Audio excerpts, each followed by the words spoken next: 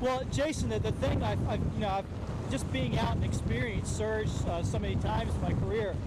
What's different about surge, and especially with this storm, it's such a fast-moving storm, is that you think that the surge is going to come up gradually, like the water will gradually rise.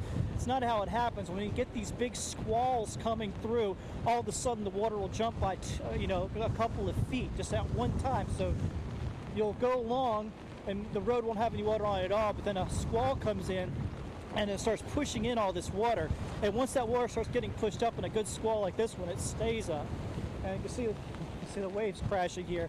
So it's and we were talking about this with the storm being so fast moving that this was going to happen fairly quickly. That you're going to go from people were driving down this road an hour ago, an hour and a half ago. There was people on this road we had a curfew here at 7 o'clock this evening. There were still a lot of cars on the road at 7 o'clock, and they were driving up and down through here looking at the surf and seeing what was happening. And here we are a couple of hours later, and this is what we've got. This is where the cars would have been driving through, and now you can see that we're getting a lot of storm surge washing up, like I said, all the way across the road down here. There's no road anymore. It's all being washed over. Well, hey there, folks. Meteorologist Matt Barrentine. Obviously, we're keeping an eye on Cindy and tracking it as it makes its way through the Gulf of Mexico, really impacting our area. Obviously, I don't know, if you're up right now, maybe you slept really good last night, or maybe you just you wanted to wake up and catch more of the tropical storm. But boy, it just rained heavily during the overnight hours, and we're going to get more of this as we go through the day as these bands rotate onshore off of this system. You can see the flow around this counterclockwise flow around a very lopsided tropical storm, Cindy.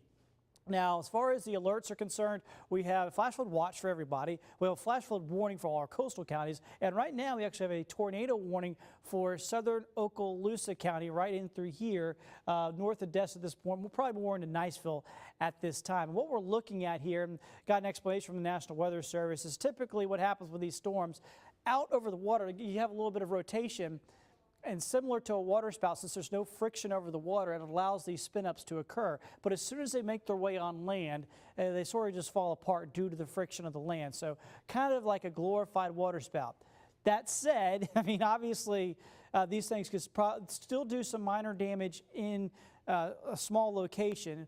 So definitely something we'll keep an eye on. So tornadoes won't be the main threat, but there's a possibility of these out there. Once again, kind of like a glorified water spout. I've been trying to look again, and it's just impossible to pick this out. But we're essentially not much different than getting a strong wind gust coming through here. And that's what we're seeing in and around Niceville, moving off to the northwest. And we'll see more of that as we go through the mornings. As these cells come on shore, like I said, they'll have a little bit of rotation in them. And over the ocean where there's not much friction, that might allow some of those rotations to quickly spin up into essentially a weak tornado or a strong water spout, and then they move on land. And as soon as they move on land, the friction of the land will help to break them apart for the most part. We'll let you know if we get one that starts to, obviously starts to have a little bit more energy to it. But for the most part, that's what I would expect out of these this morning. Rainfall continues to be the main threat with Cindy. That's the bottom line story with the system. And here it is. It's Wednesday. You've got to go to work. Folks got to do other things today. You're going to have to deal with this, and the roads are going to be an absolute mess as we continue to go through the day. Rain will happen all day today, tomorrow as well. A good chance of rain, a little bit lighter, but still going to be out there. And then as we head towards the weekend, there's your weekend forecast. Still going to see a pretty good chance of scattered showers and storms. So even beyond Cindy, it's a rather wet forecast. Yeah, that's right, Lenise. According to the National Weather Service, this tornado was on the ground here for nearly 40 minutes. And it topped out in wind speeds where I'm at 145 miles an hour. And you can see this massive tree that got knocked over by those winds. Now, the winds like that, structures have a very hard time dealing with, and structures like mobile homes are particularly vulnerable. And at one mobile home park here, actually just behind me, 2 people died, including LaNonda Miller's stepdad, Ernest Perkins. She was next door in another mobile home, and she says she's lucky to be alive.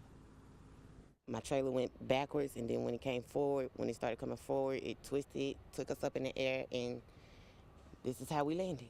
We came out of a hole over on the other side. Lenata ended up under the same tree that killed her stepdad. It was stopped by his car. Otherwise, she would have been crushed by it too. Now, she lost her son last May, and she believes it was him helping look over her. So you can see just the massive destruction here in Hattiesburg. Like I said before the break, thoughts and prayers for the folks here. A huge mess to clean up. A lot of tragedies here in Hattiesburg here tonight. Let's go and check out your weather forecast. The good news is from here on out this week, things are going to be pretty quiet. Find eye, and we're getting this broad eye wall that's just beginning to start to move to shore. And that's what you're seeing right here. Like I said, we're going to be kind of on the edge of hurricane force winds. We'll probably get gusts that high. The sustained winds will likely stay around tropical storm strength, upper tropical storm strength, and then some wind gusts on top of that. But once again, I don't expect the wind really to be the main factor here for Pascagoula. This is a low-lying town. They get a lot of problems from flooding and storm surge, and that is what we're seeing here tonight. Once again, I'm standing not even quite in the middle of the road. I mean, this is a major thoroughfare here in town. It's completely washed over here this evening, Joe.